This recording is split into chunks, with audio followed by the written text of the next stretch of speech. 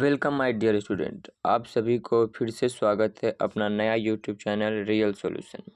आज की इस वीडियो में हम क्लास 10th के फिजिक्स को देखेंगे, जिसमें हम प्रकाश के अपवर्तन अर्थात चैप्टर नंबर 2 को देखेंगे। इस वीडियो में चैप्टर नंबर 2 के जितना भी महत्वपूर्ण क्वेश्चन बन सकते हैं उस सभी का सम्मिलित किया गया है। इस वीडियो को देखने के बाद आप सभी को किसी भी प्रकार की अदर वीडियो देखने की आवश्यकता नहीं पड़ेगी। तो चलिए बिना टाइम वेस्ट किए आज की इस बेहतरीन सेशन को स्टार्ट करते हैं।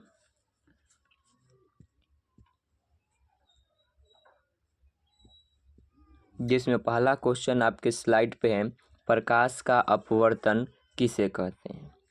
तो प्रकाश की किरण जब एक माध्यम से दूसरे माध्यम में प्रवेश करती है तो वह अपने पथ से विचलित हो जाती है।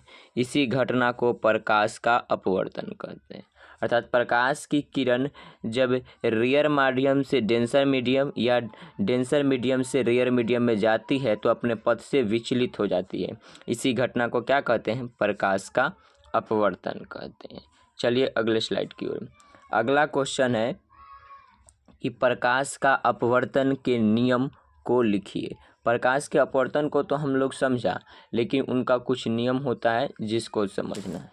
तो प्रकाश की अपवर्तन के दो नियम होते हैं। प्रकाश अपवर्तन के कितने? दो नियम होते हैं। पहला नियम है आपतित किरण, अपवर्तित किरण और आपतन बिंदु पर डाला गया अभिलंब तीनों एक ही तल में होता है।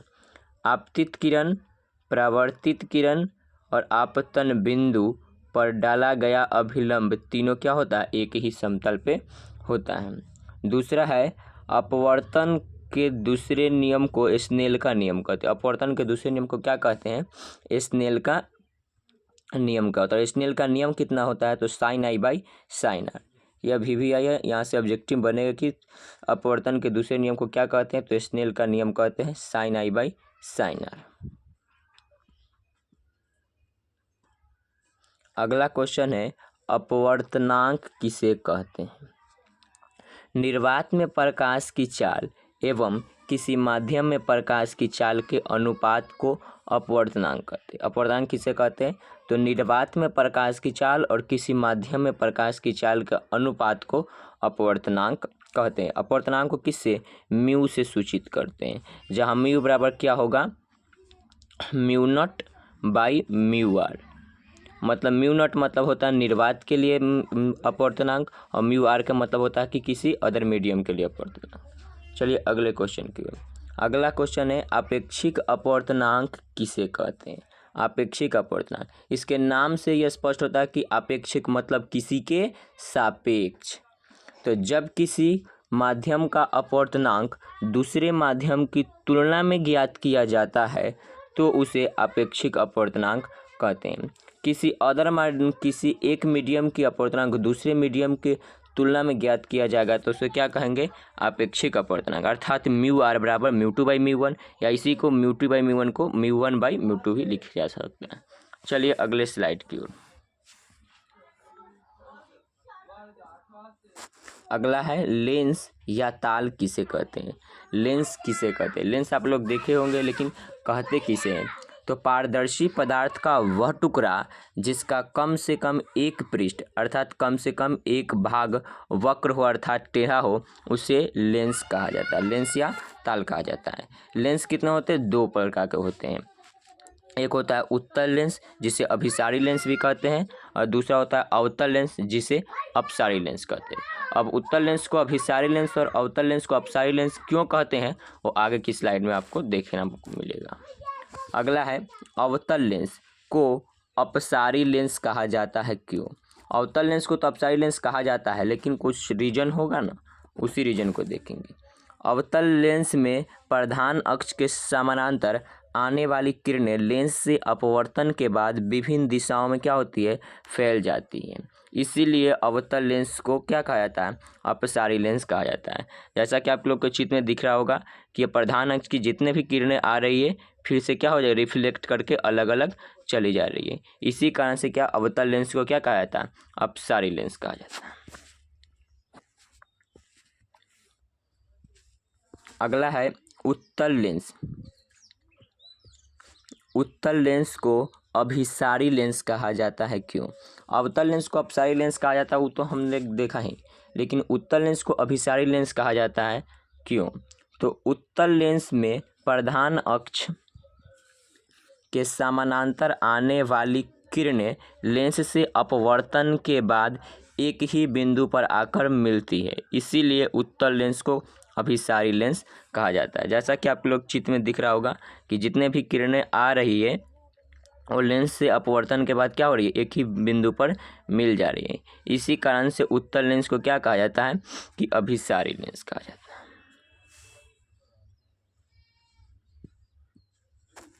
अगला है उत्तल लेंस। उत्तल लेंस और अवतल लेंस में क्या अंतर है? यह 5 नंबर में क्वेश्चन पूछता है कि उत्तल लेंस और अवतल लेंस में क्या अंतर है। तो कभी भी हम लोग को अंतर दिखाना हो तो एक तरफ और दूसरे को दूसरे तरफ लिख के बीच में एक सीधी रेखा पार देते हैं, जिससे क्या होगा कि वह देखने में अच्छा लगेगा। उत्तल लेंस में देखते हैं कि उत्तल लेंस जिसका किनारा का एक भाग पतला और बीच का भाग मोटा हो उसे उत्तल लेंस कहते हैं। उत्तल लेंस किसे कहते हैं? जिसका किनारा का भाग क्या हो, पतला, और बीच का भाग मोटा हो उसे उत्तल लेंस कहते हैं। वहीं अवतल लेंस वैसा लेंस जिसका किनारा का भाग ही मोटा और बीच का भाग पतला हो उसे अवतल लेंस कहते हैं। उत्तल लेंस और अवतल लेंस क्या, दोनों एक दूसरे के अपोजिट होते हैं।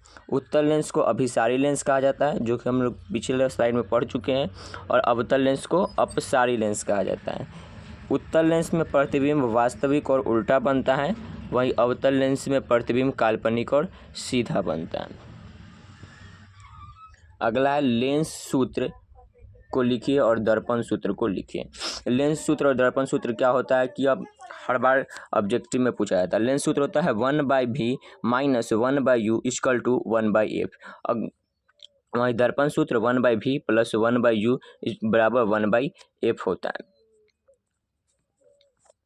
अगला स्लाइड, प्रकाश का अपवर्तन के प्रभाव को लिखें। प्रकाश के अपवर्तन से जो कुछ भी इफेक्ट पड़ता है उस इफेक्ट को लिखना है। तो पहला इफेक्ट है कि पानी में रखा हुआ पेंसिल टेढ़ा प्रतीत होता है, यह प्रकाश के अपवर्तन के कारण ही होता है। दूसरा है पानी के अंदर मछली अपनी वास्तविक स्थिति पर दिखाई नहीं पड़ती है, थोड़ा अपने वास्तविक स्थिति से उठा हुआ प्रतीत होती है। तीसरा है कांच के स्लैब के नीचे रखा हुआ अक्षर उठा हुआ प्रतीत होता है, यह भी क्या है, प्रकाश के अपवर्तन के ही उदाहरण है। अगला देखते हैं, अगला है लेंस का द्वारक किसे कहते हैं? तो लेंस की लंबाई को लेंस का द्वारक कहते हैं। लेंस की कुल जितना भी लंबाई होता है उसे लेंस का द्वारक कहते हैं। और दर्पण का द्वारक दर्पण की कुल लंबाई को दर्पण का द्वारक कहते हैं। अगला क्वेश्चन है पार्श्विक विस्थापन किसे कहते हैं? पार्श्विक विस्थापन किसे कहते हैं? जब प्रकाश की किरण हवा से कांच में प्रवेश करती है और पुनः कांच से हवा में प्रवेश करती है तो इस प्रकार आपतित किरण और निर्गत किरण के बीच जो कोण की दूरी होती है उसे पार्श्विक विस्थापन कहते हैं। प्रकाश की किरण पहले हवा से कांच में और फिर कांच से हवा में प्रवेश करती है तो आपतित किरण और निर्गत किरण के बीच जो कोण बनता है उसे पार्श्विक विस्थापन कहते हैं। तो आशा करते हैं कि आज की सेशन आपको अच्छा लगा होगा, और इसी तरह की इस वीडियो को देखने के लिए आप इस चैनल को सब्सक्राइब कर सकते हैं। तो आज के लिए बस इतना ही। Thanks for all for today. जय हिंद, जय भारत।